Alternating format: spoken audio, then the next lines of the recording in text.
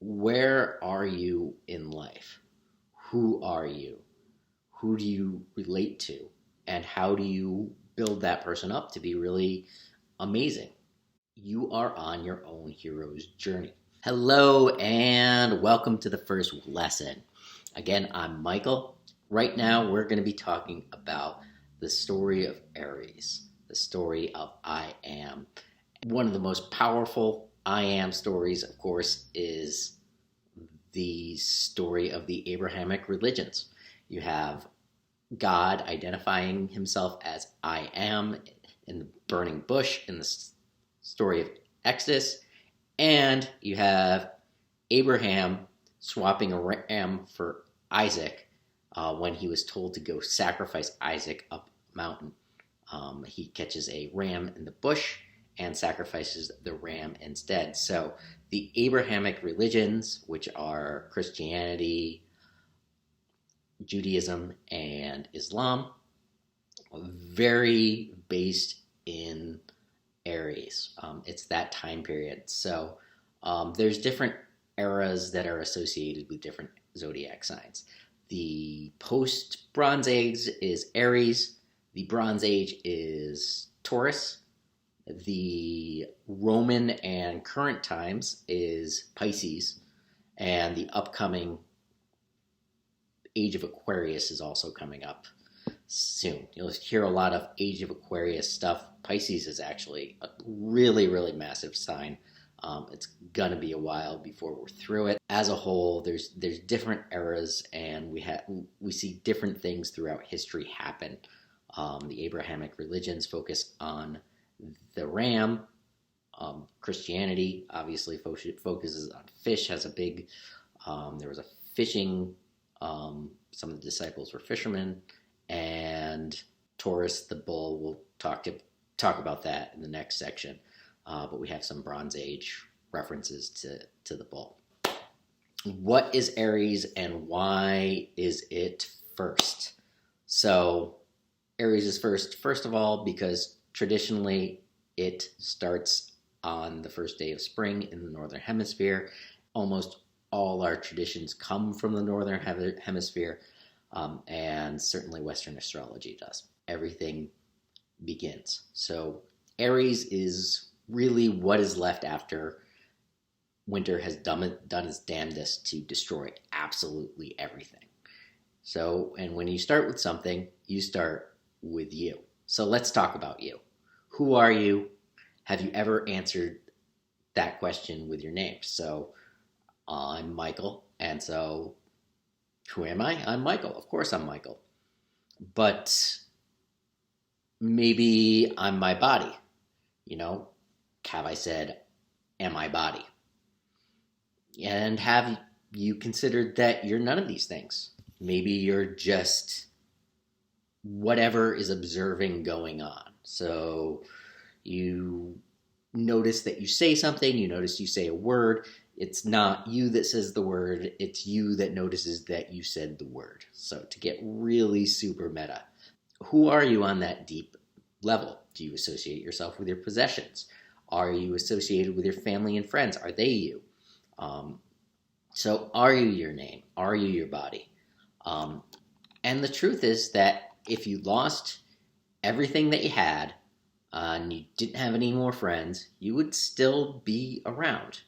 You could lose an arm, you could lose a leg, and there would still be some consistency. Who you are is just a consistency of events. In a way, you are your house, you are your possessions, you are your friends. All those things make up the entity that is you, but it's not required for you.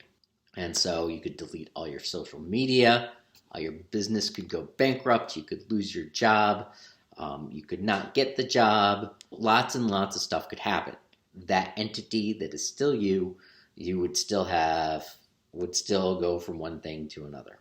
Basically, the only thing that ends you is just outright death. It's popular in the self-help community to find this like minimum bare existence. I am the observer that observes. I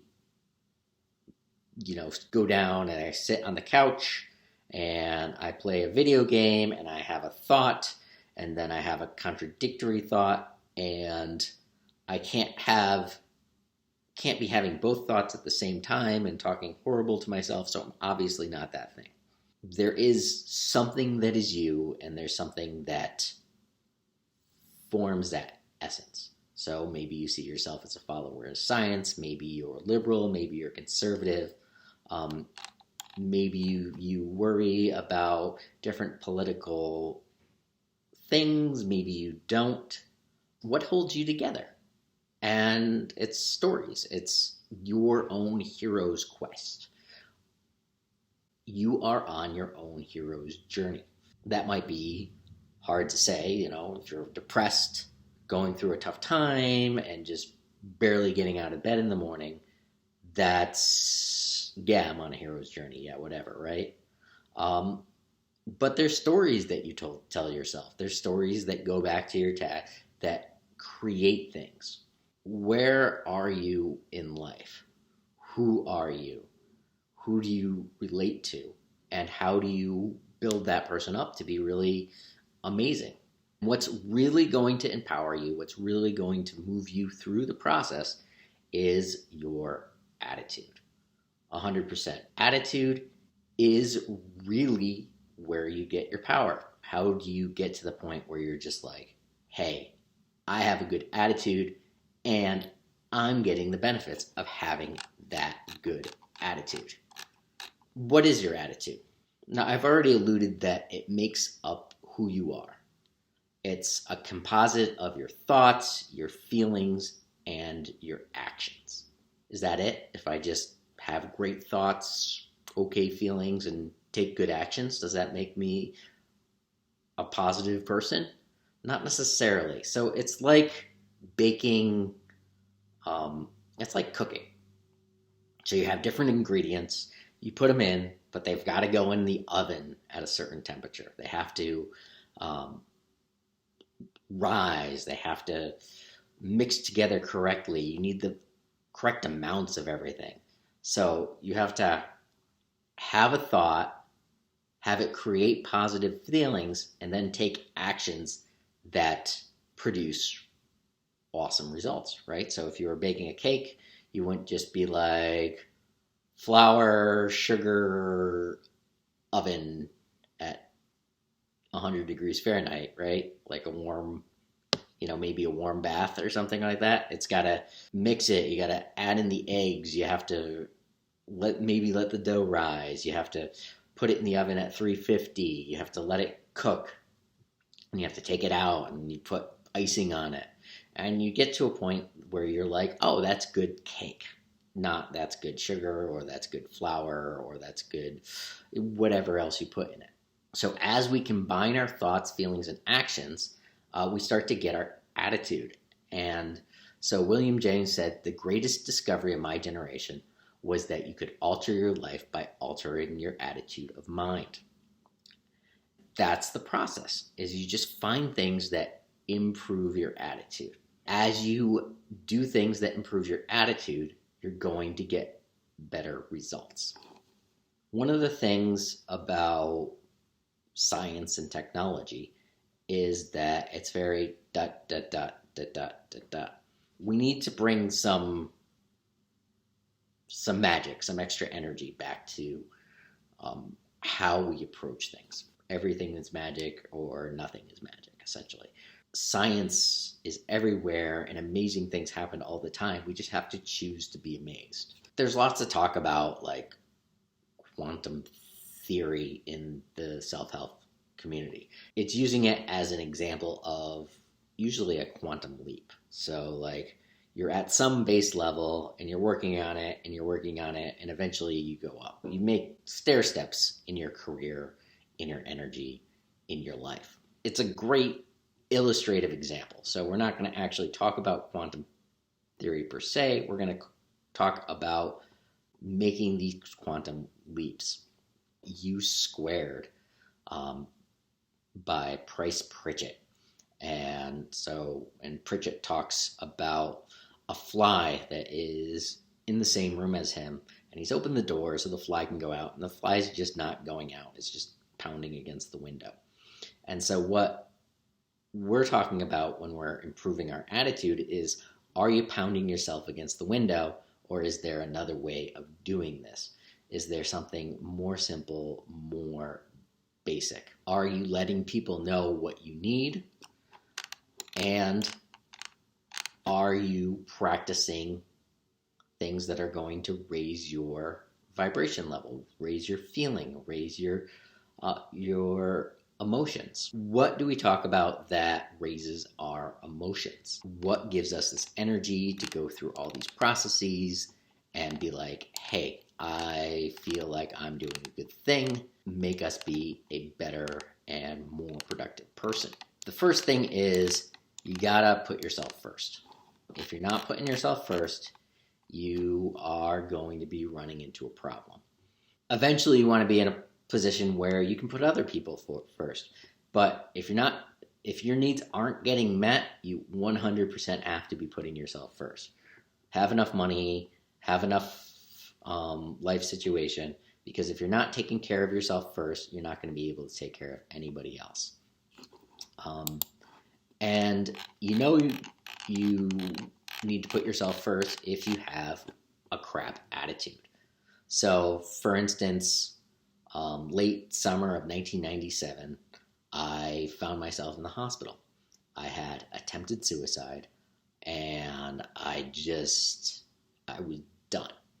I was I was, in my opinion, miserable all of childhood, and this was it. I popped some Tylenol and ended up waking up in the hospital, and it was the same night as the Princess Diana car wreck. So I wake up in the hospital. There's a car wreck on TV, which is not great if you're depressed. And I'm bouncing around in my head like, what am I going to do? There's a strange person in my room because I'm on suicide watch. All sorts of stuff is going through my head, and I'm just like, this is awful. So, like, when you got a crap attitude, it's going to catch up with you, and it's going to really drive you through the coals. It's really going to, like, mess with you. And I went through this, this period in this room, not by myself because there was like some nurse there or something, but like essentially by myself, going through my head, having conversations with, imaginary angels, and just being like, dude, this is messed up. What's going on? And really working out in my head if I wanted to live anymore, and what living meant, and how to move on into that next phase of life, if I was going to do it. It took a long time. So I was 3 days in the hospital. It was really intense. There was a point where I just froze up and I wasn't able to move. And then, so I was in the hospital for 3 days, and then I got moved to an institution for 3 days, and then I went home, and I started seeing a psychiatrist. That didn't go too well. I kind of freaked out in her office, and so I was back in the institution for a couple weeks, and then I basically went away to a farm for a few months, and for inpatient therapy, outpatient therapy, like all sorts of really, it was a great situation to be in, considering, but it was just a very, very dark place to be, and you just don't want to find yourself in that situation. All of that could have been avoided if I had a better attitude to begin with, right? So if you have a good attitude, you probably don't want to kill yourself. If you have a good attitude, you probably are very happy to be working with other people. Other people like to work with you. That's really where we want to get to. How do you really enjoy working with people, and people enjoy working with you? What really got me to the point where I had learned oh, this is how I improve my attitude, this is how things get better, was when I started working with Bob Proctor. So I had gone to a retreat called Paradigm Shift. There were a bunch of things that happened at that conference. First, I decided that I was going to make this work one way or another. And that was a big decision. So before you even start to work on your attitude, you have to be like, all right, I'm going to improve my attitude. The second big thing I took away from that is that I've got to do the work. I didn't know what the work was. Even just getting to the point where you're just like, I've got a bad attitude, I can have a better attitude, and I know if I do the work, it's going to start to fix itself. That's a huge jump. Huge jump. You got to be able to make that decision. Can you make that decision to be a better person? What I learned through the process is 6 things that I really like for improving your attitude: journaling, gratitude, meditation, exercise, healthy eating, and having a regular schedule. These are super, super powerful things to do. Journaling is something that getting the information out of your head, get it out, go through the process. You can do a morning pages style thing where you just stream of consciousness, write 3 pages a day. You can, some people just write when they want to. You can do a gratitude journal. You can do all sorts of things. But the power of journaling is getting the thoughts out of your head and onto the page. And that's just going to start to create space.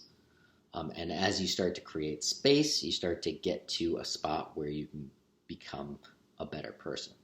And the second thing is gratitude. If you got a crappy attitude, you just have to pound in like, I am thankful for grass, I am thankful for my cell phone, I am thankful for whatever. And, combine the first 2. Get a journal and write 10 gratitude things a day. Writing 10 things that you're grateful for a day will start to get the ball rolling. We want to get to a point where you list things that you're thankful for and you're aware of why you're thankful for them, and you've done all that calculus in your mind, all that thought process.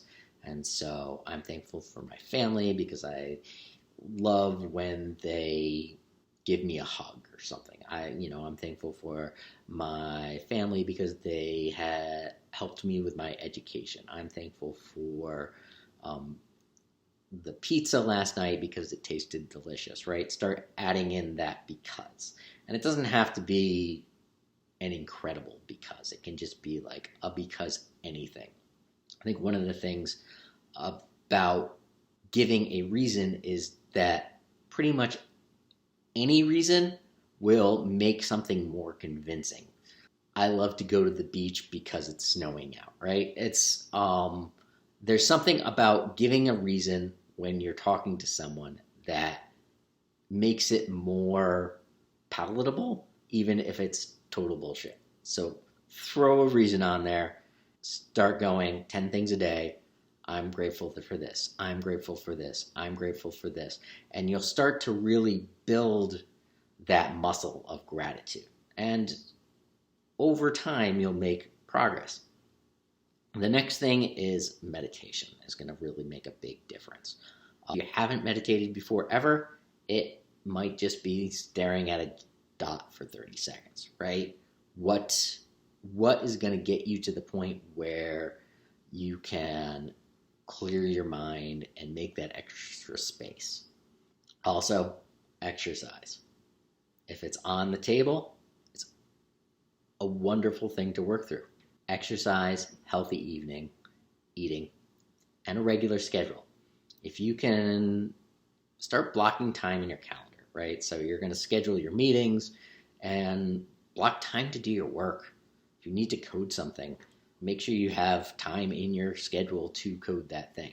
Don't get to the end of the week and be like, oh, I was in meetings all week and that didn't work. No, like at the beginning of the week, if you got time in your schedule, make sure you put in that time to get your work done. Some amount of your work done, right? You should be getting 2 hours of solid work done a day. There's no excuse for going through a day and not doing 2 hours of work. That's gonna, and as you schedule that 2 hours of work in your schedule, you're going to feel so much better. And you might say like, hey, Michael, I could do all these things. If I did all these things, I wouldn't need your help and all this stuff. And that's where this power of attitude and Aries and energy comes in. King David, who's actually like a little kid, he was the youngest of a bunch of brothers, and some prophet came, Samuel came and was like, hey, I want you to be the king, and then left and gave no helps, right? Just kind of left David there, and David was like, oh, whatever. And so one day David is watching his sheep, because we're in Aries and we're talking about rams. And so David's watching his sheep. His mom or dad or somebody is like, hey, we got food. We want you to bring them to your brothers. He goes and grabs the food and goes down to the war like you do, to hang out and watch the war. And he's like, hey, I got some food. And everybody's sitting around and staring at each other. And there's this big, massive guy. And of course you know this story, but like there's this big, massive guy being like, hey, who's going to fight me? And rrr, rrr, rrr. So it's Goliath. And Goliath is calling out the champion of the Israelites. And there are no takers. No takers. And David's like, I've got this. And so they deck out David in like this crazy armor, and David can't even move the armor. Like he's just so small, like can't move anything, and he's just like, screw this. And so he puts everything down and he says, well, if I'm going out with style. And so he takes his sling that he would use to defend the sheep from lions and wolves or coyotes or whatever is out trying to eat the sheep. And he goes out to battle with a sling against this massive dude. And everybody's like, you're nuts. Here's the thing. David had spent a lot of time alone in the field.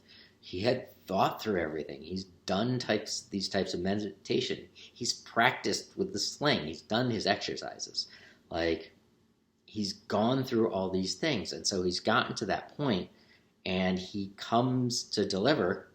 And as the story goes, he takes the sling, twirls it around, and drops Goliath, and then goes and chops the dude's head off with his own sword. As we start to improve our attitude, things will magically appear that give us more energy. And that's why I talked about quantum leaps before, right? Because if you think about the story of Goliath, that's exactly what I'm talking about, where, nothing's, some guy comes along and is just like, hey, you're king eventually. Yeah, have fun. And then nothing happens. And you keep working it and working it and working it and putting in the energy. And then one day you're on a lunch run and you get to face off against a giant and you get this huge bump. And the reality is, after that, David went back to watching the sheep. But it was the first step of him really earning his anointment from Samuel. We jump. So we make progress, so we step back a little. We make progress, we step back a little. That's a natural process. As long as we have a good attitude, we're going to keep on making progress. And we just have to maintain that good attitude. And that's through journaling, through meditation, through exercise, through healthy eating, through a regular schedule. It's It's doing the basics that you already know how